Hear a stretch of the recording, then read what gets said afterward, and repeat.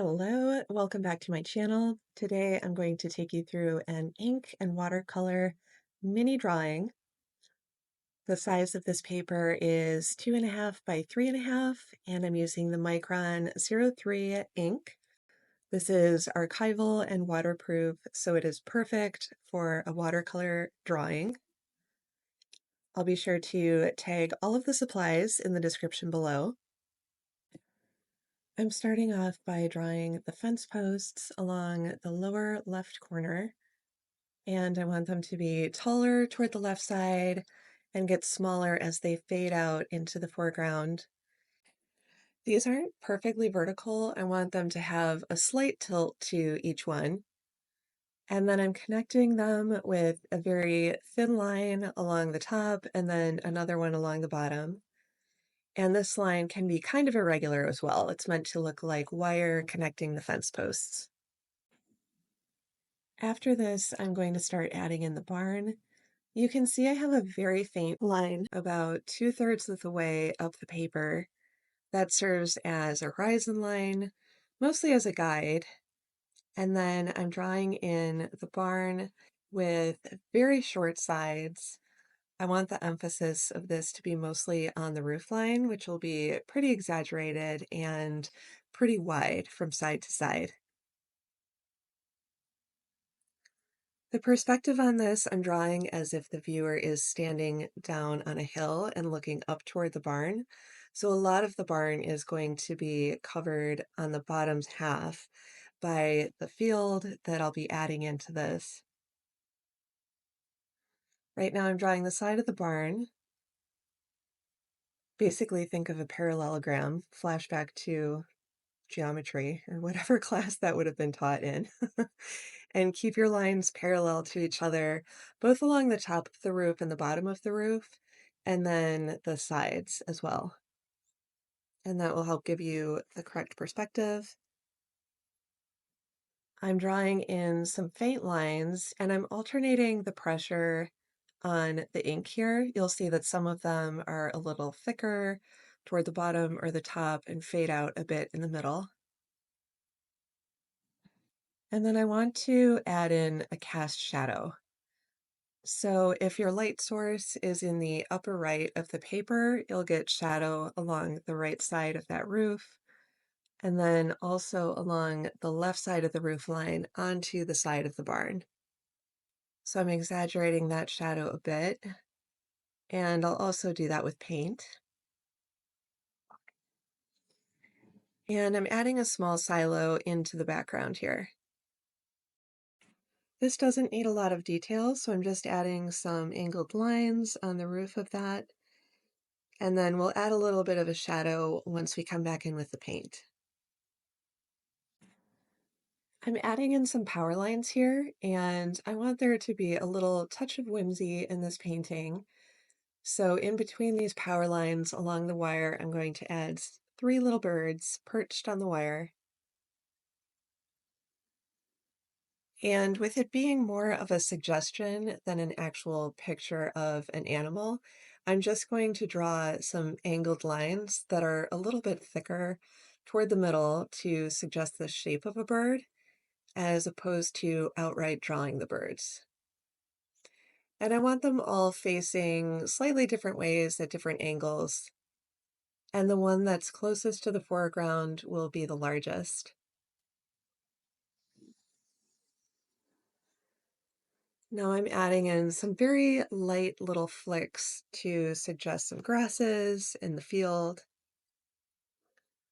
This is really pretty abstract.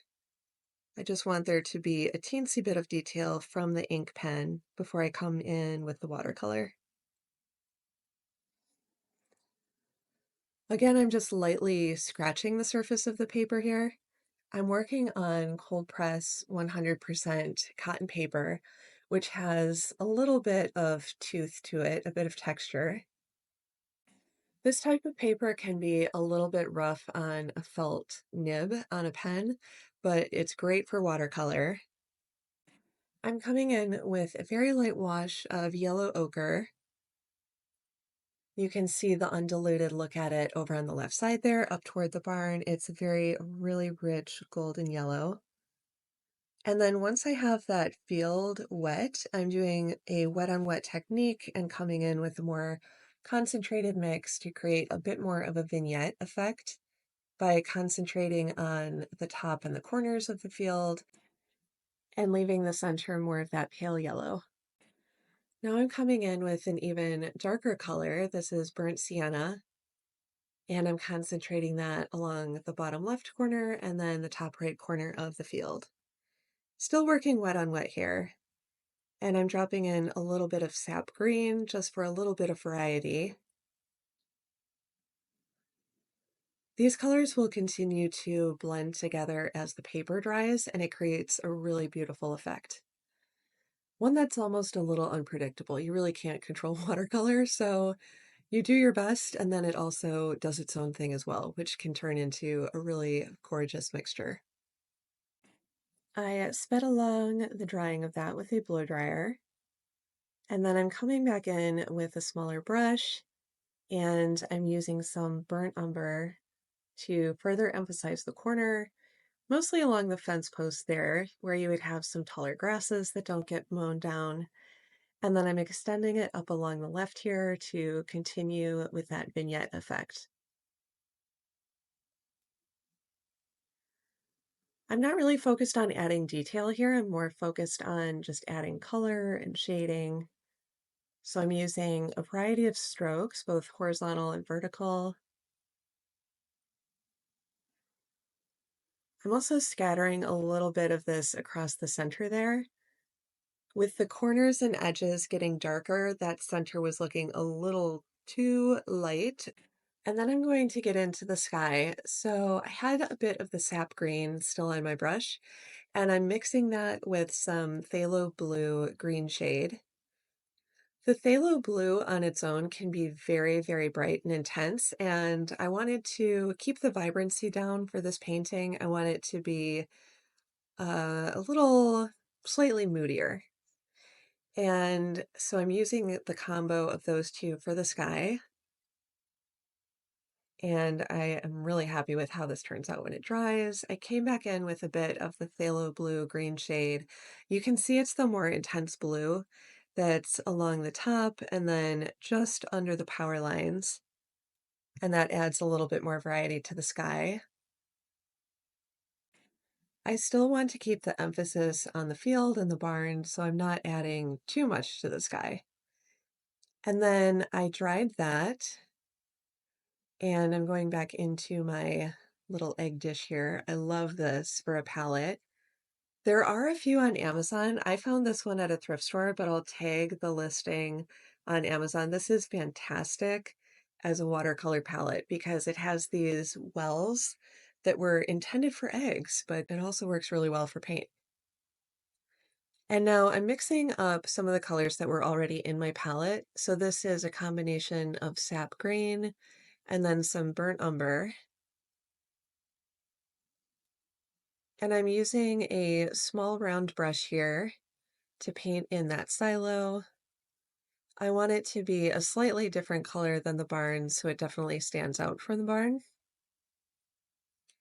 Adding a bit more of the burnt umber into the paint mixture here.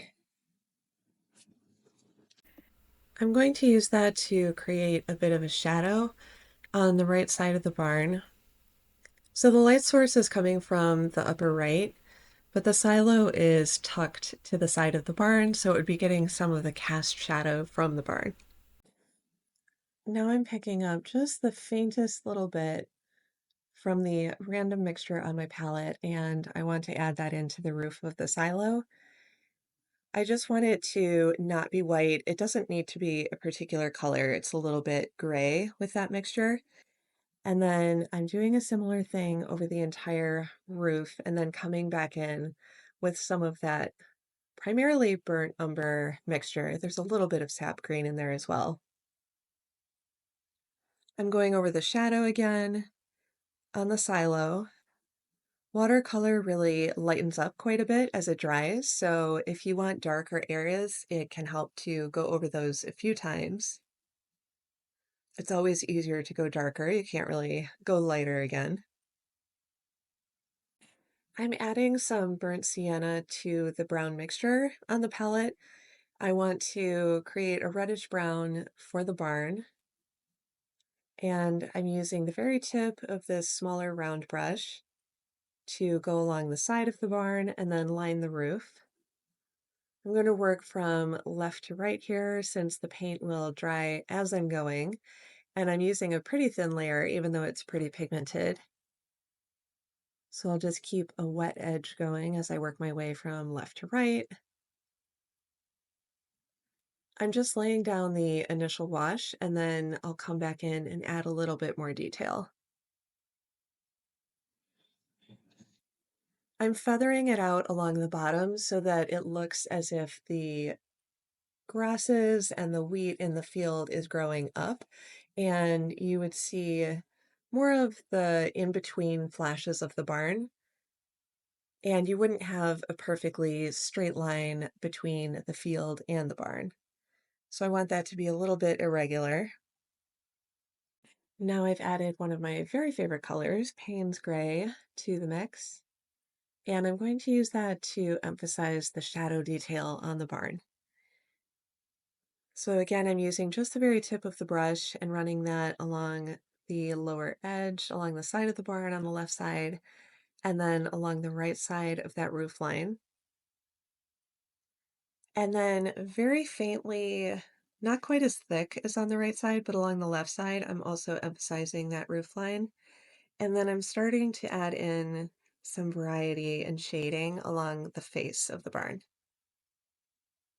I want to darken this up a little bit, and I'll leave some peaks of the original reddish brown that I laid down so that you can see that coming through, and it gives you that weathered look.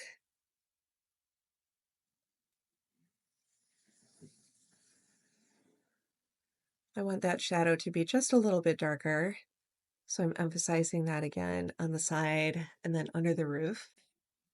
I'm using a mix of both student grade and professional grade materials for this. The most important thing that you'll find for watercolor is the paper. Working on 100% cotton paper makes such a difference. It's a little pricier, but definitely well worth it. It just handles the paint and blending so well. And then for the actual watercolor paints, I'm using a mix of both student and professional grade, and I'll put those in the description below. If you don't have the exact color and you want to recreate this painting, just use the closest thing that you have. Doesn't have to be the exact same brown, for example, or the exact same yellow. And the brushes that I'm using are synthetic. The two that I'm using in this video are a size 12 round and a size 4 round. And I'm really happy with these. They handle the paint well, they keep their shape really well, and I have used them on loads of paintings. I'm using a bit of the Payne's Gray to emphasize the doorway to the barn. Just a teensy little rectangle on the front of the barn. And I'm going back in with the very tip of the brush and using it to emphasize the shadow along the silo again. That also helps with the perspective and shows the viewer that the barn is in front of the silo. And then I want to emphasize the top a bit. So I'm adding a grayish brown mixture to the roof of the silo and then also the barn. And I want it to look irregular over the roof so that it has a weathered look on the roof as well. You can see I'm emphasizing it more along that back corner edge and then having it fade out as it comes toward the front of the barn. I want to keep a few light spots in there just so that it retains some dimension. It makes it look a little bit more realistic.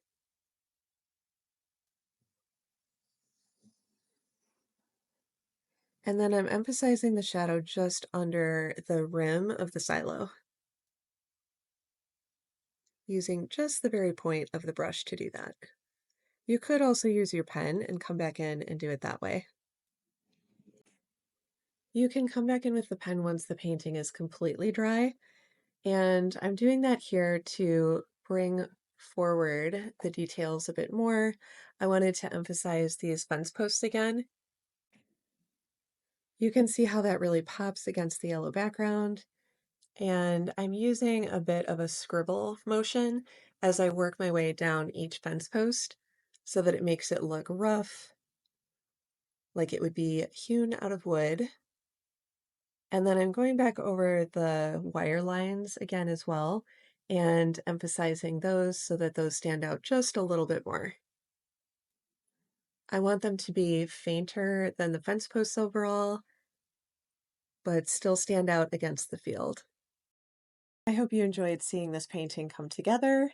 If you did, be sure to like and subscribe, and I will see you for a future video.